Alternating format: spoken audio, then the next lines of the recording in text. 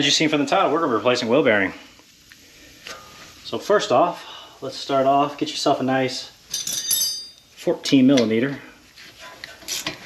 However you want to do this. I'm just using a ratchet wrench because I don't feel like getting up, but anyways, take.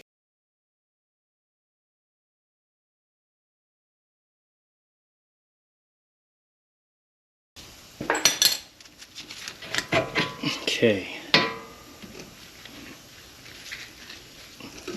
Alright. I know you guys are going to kill me because I'll let it hang there, but it's going to be fine, I promise.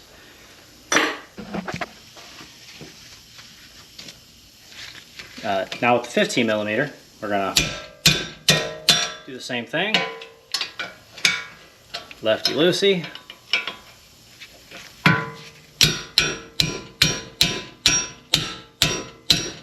Holy. Same thing with this bottom one right here. We're gonna go lefty loosey with it. And we'll get this out of the way. Now you are going to be way smarter than me. You're going to remove this Torx bit first, as you should. But since I did not, now it's a pain. But it is I don't know what size. It's a T27.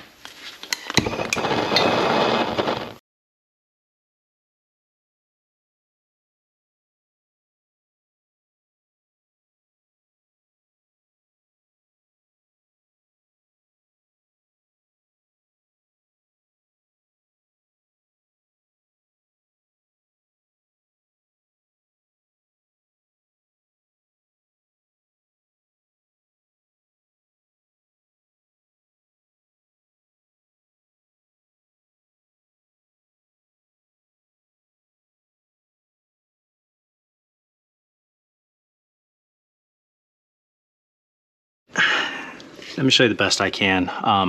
Shallow 17 millimeter. I'm using a 1/2 inch. Just lock it on. Lefty loosey. There's only 3. There's one right there. There's one in this top corner way up here, which again you can easily get to. And there's a little tricky guy right here. These are 18 millimeter bolts, and I'm using this really long wrench so I can get enough leverage. And I don't know, I'm gonna see I can avoid hitting it on that. We'll figure something out. So just a quick update, those top 2 were extremely easy. Right there they are. Like I said, just 18 millimeter. And now I'm gonna work on this one. So my plan is to back this one out as far as it can go. And then I'm going to pull this out so that instinctively the bolt will come with it. And that way I don't have to remove this whole knuckle. If it works, great. Save me a bunch of time, but if not, then we'll have a better video, I guess. Alright, so excuse the fan noise, it's 150 degrees in here, but so I got my hub removal tool backed up against the upper control arm. Now I got it as backed out as far as I can go. Now what I want to do is kind of walk out this wheel bearing as best I can.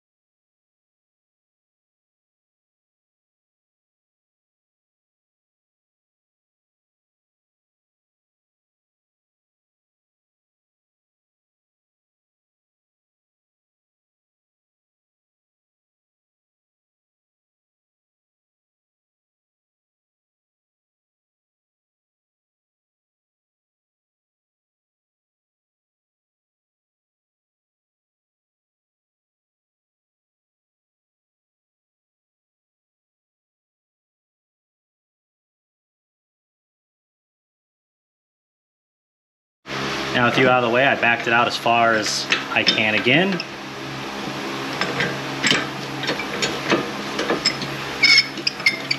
So we get a hook back up with the top one.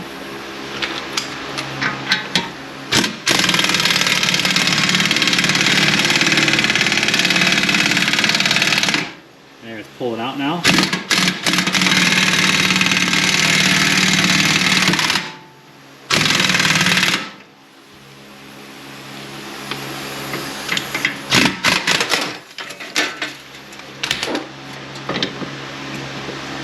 Let's try the bottom again. Probably gonna be the last time. So we just gotta, there we go.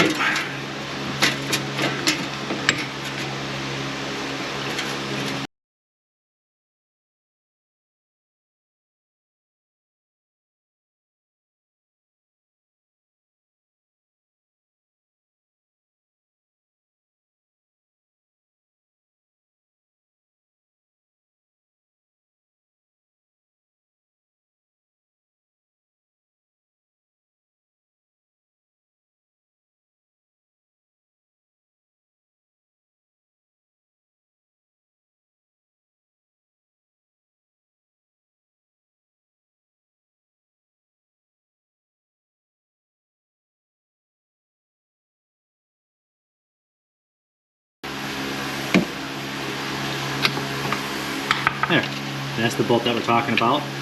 See, it sticks out that far, which is not a lot. So now I'm gonna go ahead and get this all cleaned up.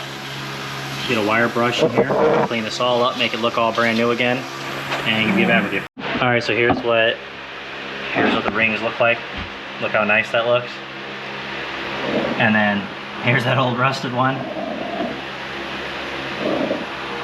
Over.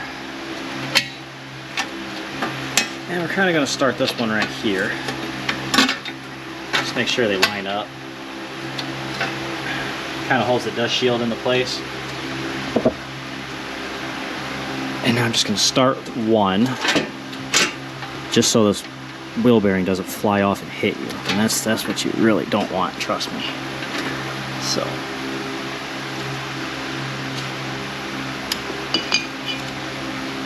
Since it's the easiest one to get to.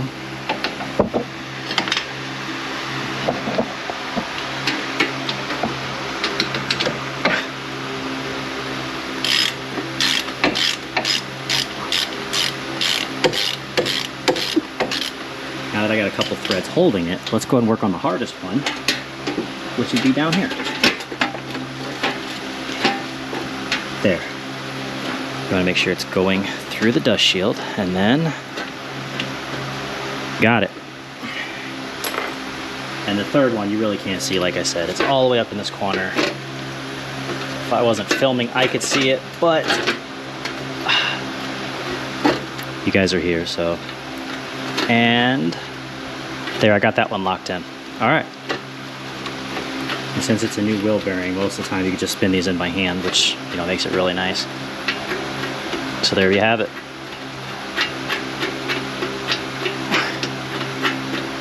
Great.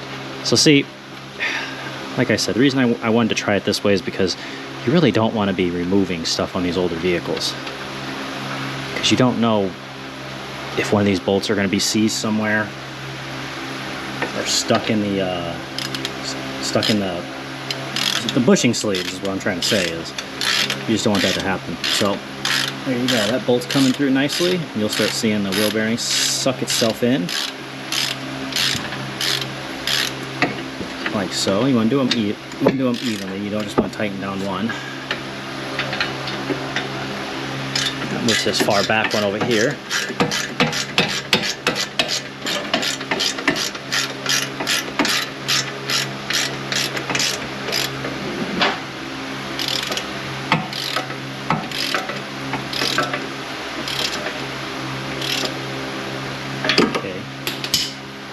I'll do that very stubborn one.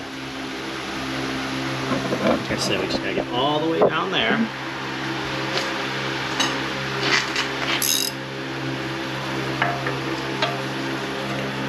Which is right there.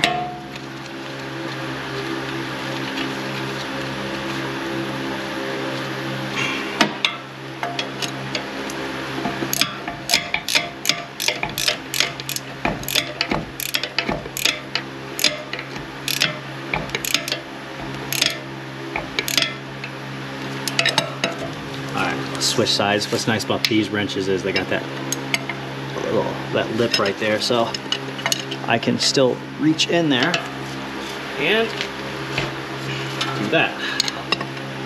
Probably. Perfect.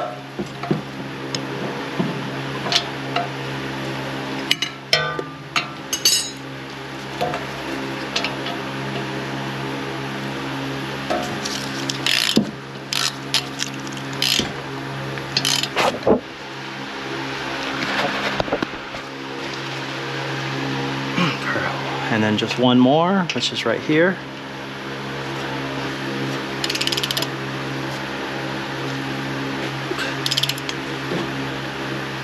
Perfect.